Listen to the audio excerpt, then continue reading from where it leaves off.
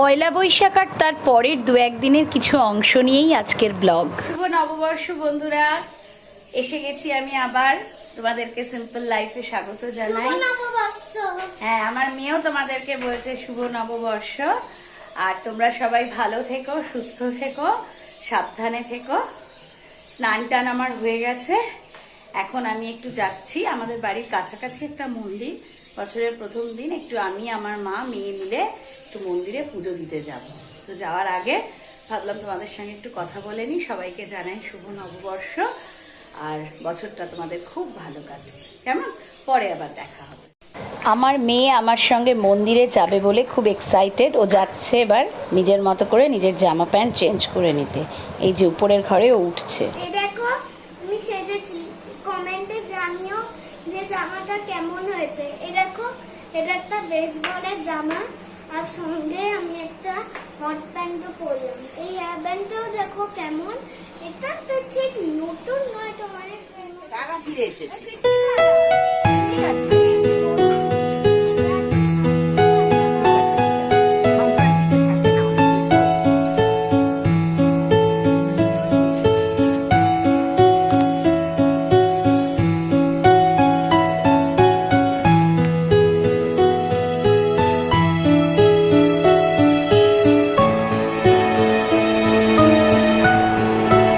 এই যে বন্ধুরা, যে মন্দিরটার কথা বলেছিলাম বাড়ির কাছাকাছি, সেই মন্দিরটায় চলে এসেছি।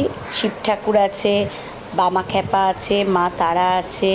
আর এই মন্দিরের আশপাশের অল্প একটু জায়গা তোমাদের দেখিয়ে দিলাম। আর তখনও ঠাকুরমশাই আসেনি।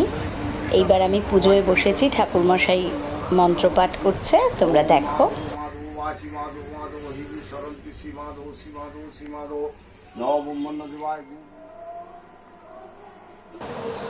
পয়লা বৈশাখের দিনের মেনু খুবই সিম্পল, উচ্ছে আলু ভাজা, আর এখানে একটু পাতলা করে আলু দিয়ে চিকেনের ঝোল। এই ছিল পয়লা বৈশাখের মেনু। আর সঙ্গে আছে সাদা ভাত। আর বোধহয় একটু এটা দেখাচ্ছি, আমার মেয়ের জন্য একটা পাতলা ঝোল করা হয়েছে আলু দিয়ে। এই খুব সিম্পলি খাওয়া দাওয়া ছিল পয়লা বৈশাখের দিন। আবার লাগেজ প্যাকিং করেছি। এবার বাবা মার বাড়ি থেকে বিদায় নেবার পালা। যাচ্ছি শ্বশুর বাড়ির দিকে, ওখানে দিন দুয়েক থাকবো।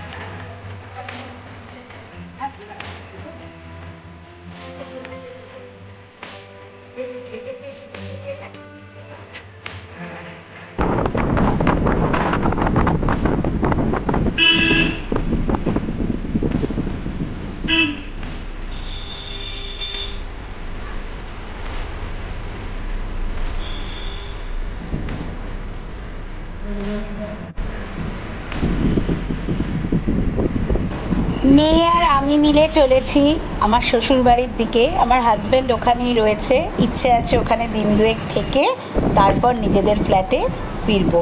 সেই যাত্রা পথটাই একটু তোমাদের সঙ্গে শেয়ার করতে করতে চলেছি। বলতে পারো দক্ষিণ কলকাতা থেকে পুরো উত্তর কলকাতার দিকে যাচ্ছি, সেই পথই এখানে ভিডিওতে তোমরা দেখতে পাচ্ছ।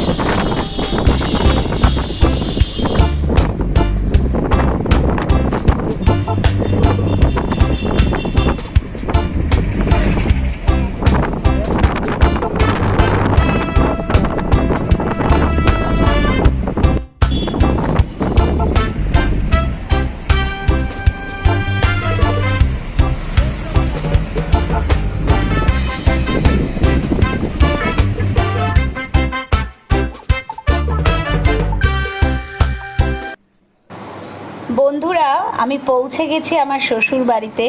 দেখো দেখাচ্ছি কড়িবর্গার ছাদ। হয়তো তোমরা অনেকেই দেখেছো, আবার অনেকেই দেখোনি। উত্তর কলকাতার দিকের বাড়ির ছাদ কীরকম হয়, এই যে খড়খড়ি দেওয়া জালনা। আমার শ্বশুর বাড়ি উত্তর কলকাতায়, তাই সেখানকার বাড়ি ঘর, সেখানকার পাড়া একটু অন্য রকমের। সেই লম্বা লম্বা খড়খড়ি দেওয়া জালনা, শিক দেওয়া গ্রিল, এই সব কিছু ভীষণ একটা নস্টালজিক অনুভূতি এনে দেয়, তাই না?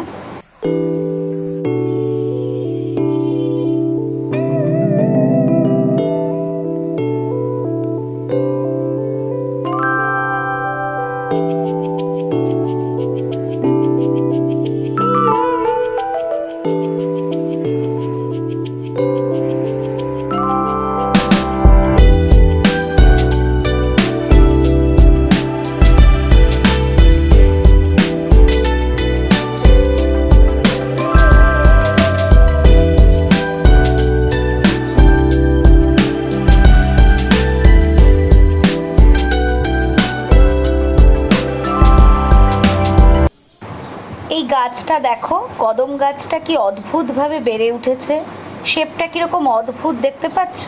আর অদ্ভুত বলেই তোমাদের সঙ্গে আমি ছবিতে শেয়ার করলাম। মনে হচ্ছে নাচ করছে গাছটা। পরদিন সকালবেলা ব্রেকফাস্ট বেশ মোটা করে মাখন মাখিয়ে নিচ্ছি কোয়াটার রুটিতে, আর সঙ্গে আছে মিষ্টি।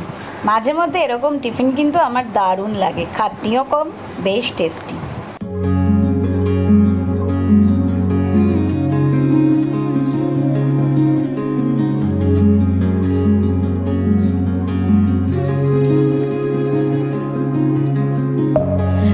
Within, here we go, but somehow I'm caught in the middle. Is this the end before we've even begun? Should I work against the flow, a drop in the ocean so endless, reaching for our moments miles above? I just need one, diving in to all this endless space, falling stars, but still I see you, sweet escape, a lovely start, but letting go's the hardest part, swimming in this deep, deep blue.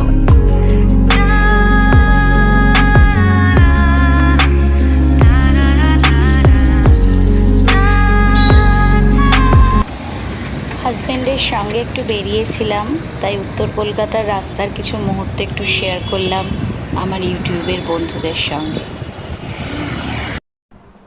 Good morning friends, কেমন আছো তোমরা সবাই? আশা করি সবাই খুব ভালো আছো, সুস্থ আছো, আনন্দে আছো। আমিও বেশ ভালো আছি।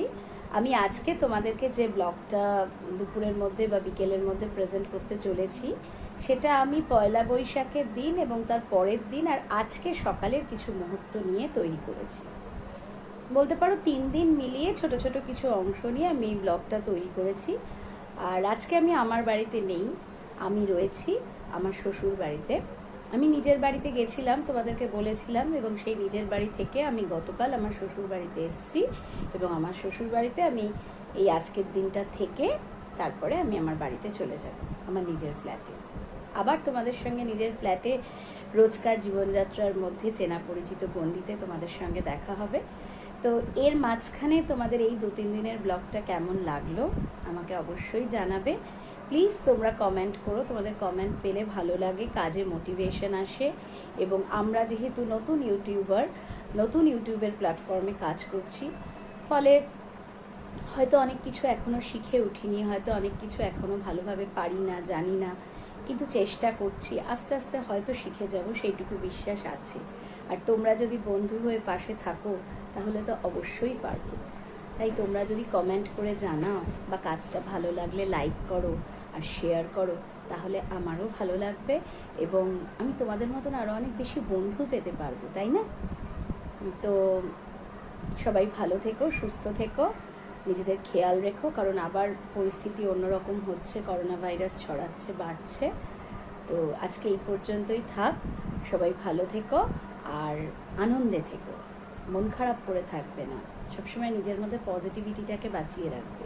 যতই মন খারাপ হোক, মন খারাপটাকে প্রশ্রয় দেবে না, তখন অন্য কিছু কাজে নিজেকে লাগিয়ে দেবে, অন্য কোনো ভাবনা ভাববে, গুনগুন করে গান গাইবে, তা সে যেমনই পারো না কেন, ঠিক আছে? আর প্লিজ প্লিজ কমেন্ট করবে আর ভালো লাগলে লাইক করবে। আর যারা নতুন চ্যানেলে এখনো অবধি সাবস্ক্রাইব করনি আমার চ্যানেলটা সাবস্ক্রাইব করতে ভুলো না কিন্তু, কেমন? সাবস্ক্রাইব করে পাশে থাকা বেল বাটনটা ক্লিক করে দেবে। তো চলো আজকের মতো এইটুকুই, আবার দেখা হচ্ছে নতুন কোনো ব্লগে সামনের দিনগুলোতে। ততক্ষণ পর্যন্ত বাই।